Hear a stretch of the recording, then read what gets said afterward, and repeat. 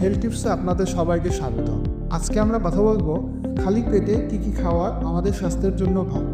ঘুম থেকে উঠে আমরা খালি পেটে একটু কুসুম গরম পানি খেতে পারি। সারা রাত ঘুমানোর ফলে আমাদের পেটে কিছু ব্যাকটেরিয়ার জন্ম নেয়। কুসুম গরম পানির সাথে আতন দিয়ে একটু লেবু এবং মধু মিক্সড করে এবং কুসুম গরম পানিটি যদি আস্তে আস্তে পান করি তাহলে আমাদের ব্যাকটেরিয়া কিল করতে সহায়তা করে এবং ডাইজেস্টিভ এনজাইমটাকে বাড়িয়ে তোলে। এর ফলে আমরা সারাদিনে যে ধরনের খাবারগুলো খাই সেগুলো হজম হতে অনেকটাই সহযোগিতা করে। সকালে যদি আমরা আমাদের এনার্জি লেভেলটাকে বাড়াতে চাই তাহলে আমরা এই ধরনের খাবারগুলো খেতে পারি।